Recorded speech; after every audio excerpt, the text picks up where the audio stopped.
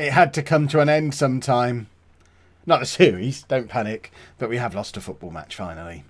Hello and welcome to part 27 of Backing the Boro. I'm Kev, and coming up on today's episode, we're away against League 2 Salford in the FA Cup first round, and then we've got what I hoped would be a battle of the unbeaten teams at home against Boston in the National League North.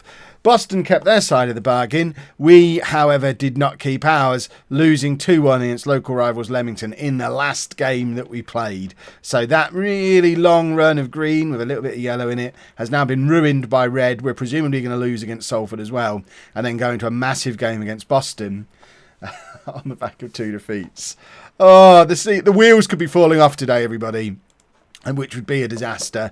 I mean, league table-wise, everything is looking good. We're still 5 points clear of Boston. If we manage to beat them today, we approach the halfway point of the season with pretty much it all wrapped up. However, if we lose, we're then 3 defeats in a row, and there's only 2 points in it, and Boston are still unbeaten with momentum. So it's a big episode today, back in our little 9 o'clock slot as well. Remember, those of you who've perhaps picked up this series over the Christmas holiday, the normal schedule for Back in the Boro is 9 o'clock Tuesday and Wednesday, and then 4 o'clock on Saturday and Sunday. So that's where you'll find these episodes going forward. And this is the team we're putting out there against Salford. We're going with a defensive mentality. We're still not using any team instructions because we haven't really needed to. Leamington aside, things have been going well. Ercolani still no work permit.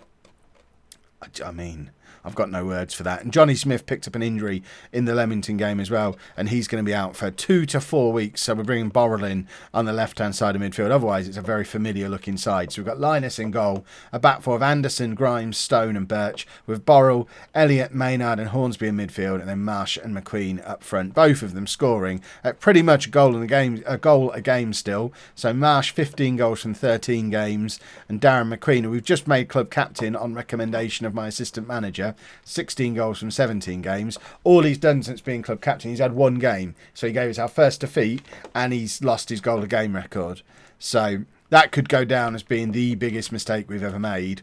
But my assistant manager said it was a good idea. So I'm not taking any responsibility for that. Thinking about it now, I probably shouldn't have made a change to our captain when we were on a 16-game unbeaten run.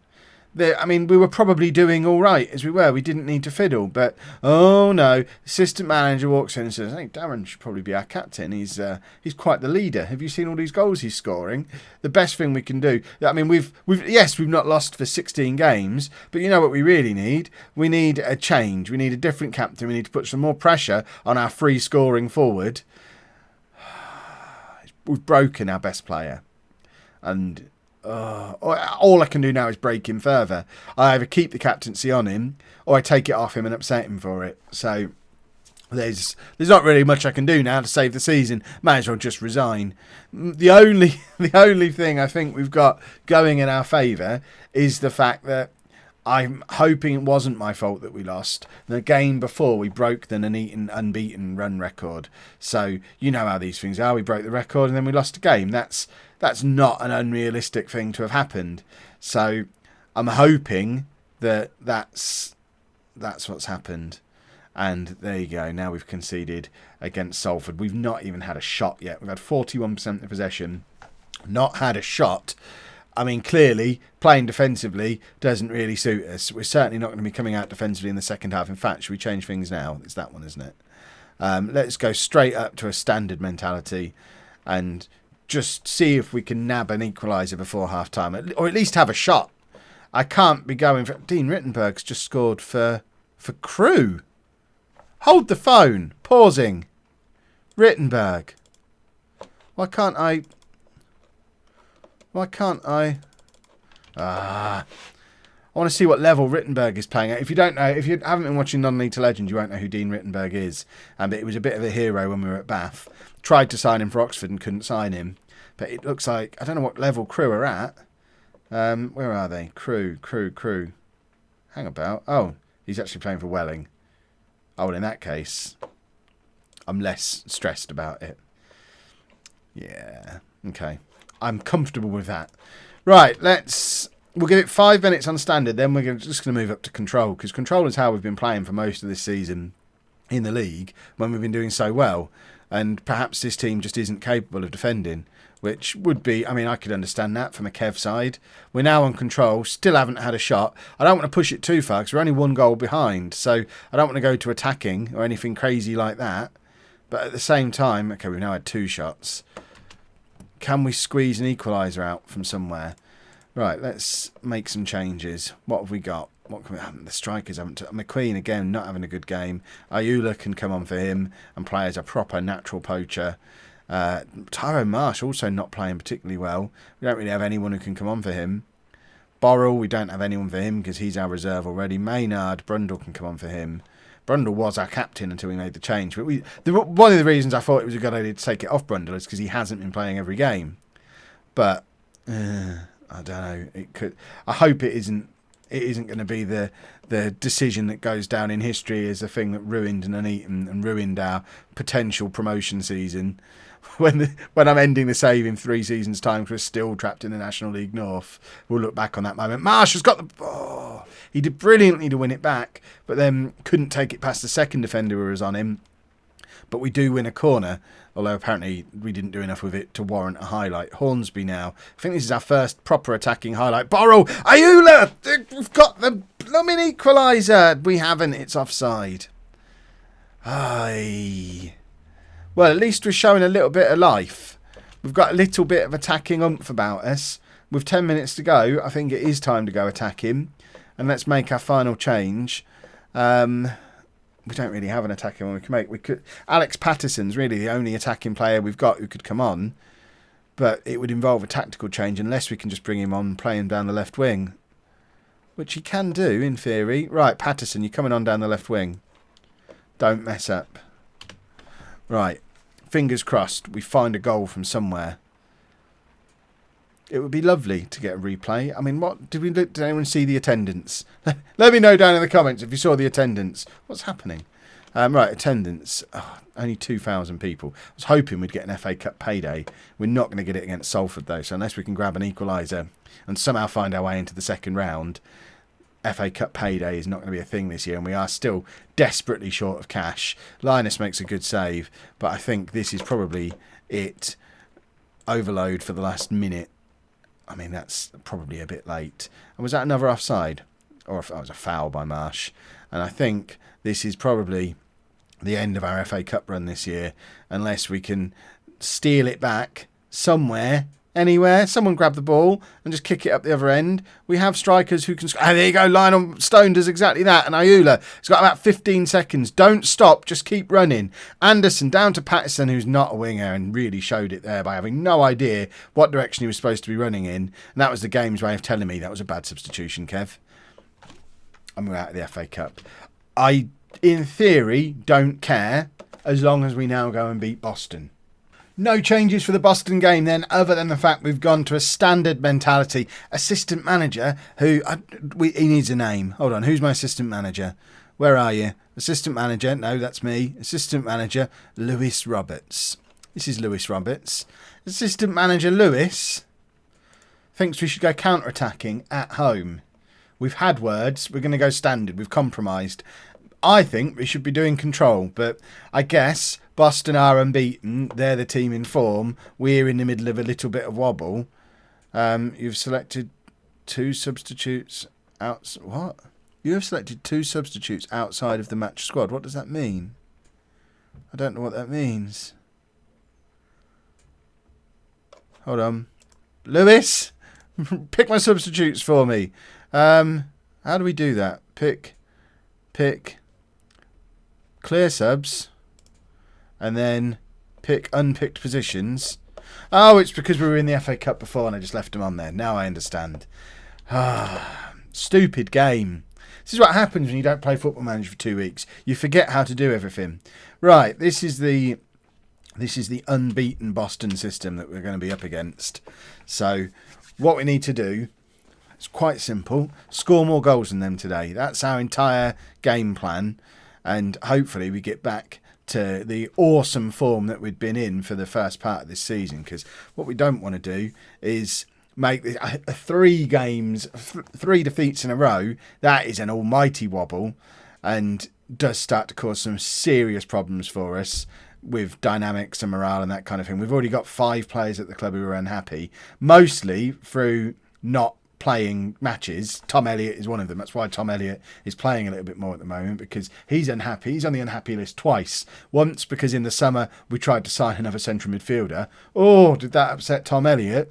But also he's upset that he wasn't getting regular first team football. So we're giving him the regular first team football. We also didn't sign the player he got upset about, but he's still on the unhappy list twice. If he's still unhappy when we get to January, well, I know we're in a world without transfer windows, but still got to think in terms of them, or else my brain won't work. But if we get to the halfway point of the season, he's still unhappy, despite having played at least the last 5 or 6 games in a row, and it's not signing that player, then it might be time to move him on, because he's one of our more influential players, and he has the potential to be a bit of a troublemaker. All that being said, obviously we're 1-0 up thanks to Tom Elliott, so we're not going to move him on anytime soon, because he's proved himself to be a hero. McQueen, new captain, and the pressure he's getting to him. I've decided it's all about the pressure of Darren McQueen, and we need to, I don't know, how do we take the captaincy off him now? This might be the way we get Oyula into the side, and that other striker that we signed, whose name I can't remember, who got injured straight away. Because in theory, Lewis, assistant manager Lewis, reckons that we've got 2 strikers better than the 2 who've been scoring at almost a goal a game all season. So perhaps this is all part of his master plan to get them in the side. Push McQueen out of form by putting too much pressure on him. That gets Oyula in, and then when the other guy's fit, he'll probably do, let's make Tyrone Marsh captain. Marsh is in here and probably should have scored, but Hornsby with the rebound, and Marsh really should have done a little bit better with what was set up for him off the back of his initial miss. Can't complain at that first half though. 1-0 up at half time, 8 points clear at the top of the league as it stands, plus taking Boston's unbeaten run off them, which, I mean, I think that's pretty important, because if their run only lasted 1 game longer than ours, then that's fine. They don't get all that extra we're unbeaten, we're great rub that's going to help them with their momentum and their confidence and all that stuff.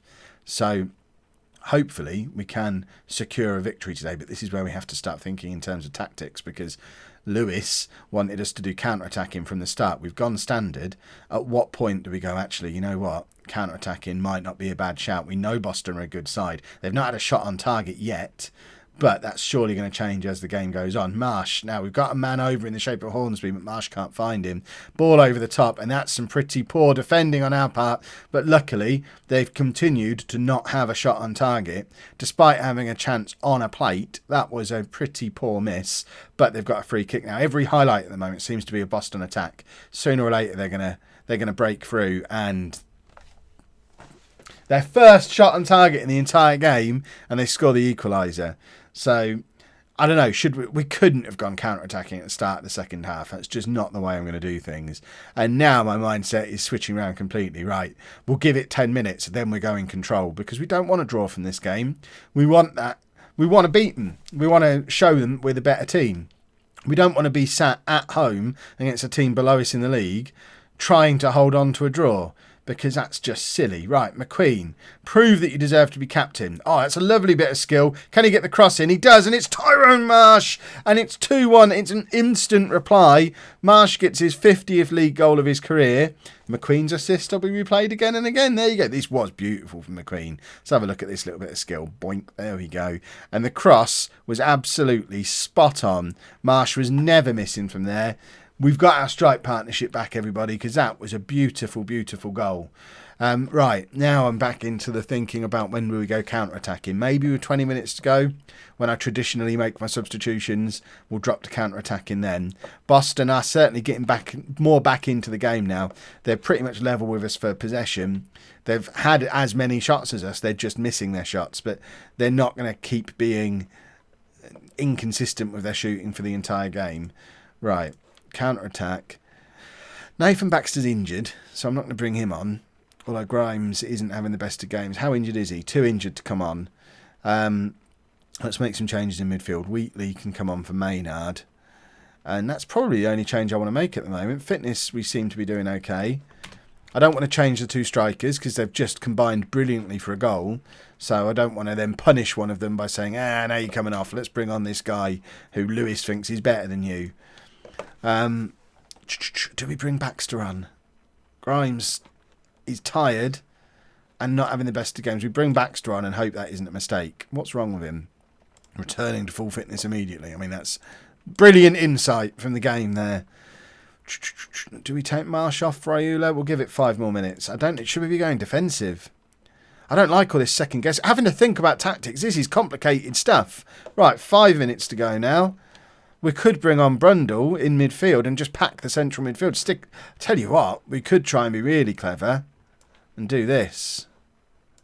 I mean, this might be taking it a little bit too far. Because what am I going to do if they equalise? But let's do that. Make you defensive. Can you? In fact, Wheatley might be the better man to go there. Can nobody play defensive midfield? Tom Elliott? No. I thought we had defensive midfield players at the club. Wheatley can sit there. Brundle, swap those two over. Yeah, that works. And now you can do that on defend. And that will then hopefully provide a little bit of protection for Baxter. See? Kev does tactics as long as it works. If it didn't work, edit all that out and we'll just pretend we didn't make the change. Oh, Stone lumps it forward to McQueen, who's now up on his own, has a lot to do, but does quite well. Holds the ball up, finds Boro, ball over the top again, and it's McQueen. Hornsby's in the middle and scores the third. We did tactics. We've broken Boston's unbeaten run. We've extended our lead at the top of the table to 8 points. Yay! Football Manager's a really easy game. Why do I make it look so hard? Oh, that's what... Tell you what, 11 days without playing this game. I'm rejuvenated. I'm refreshed. I can make tactical changes that are appropriate to the match conditions. How long will this last? That's when you know. Once I start getting tired again, you'll know. Because tell you what, 4-3-1-2. Just do that. But, look at that. We did tactics and it worked.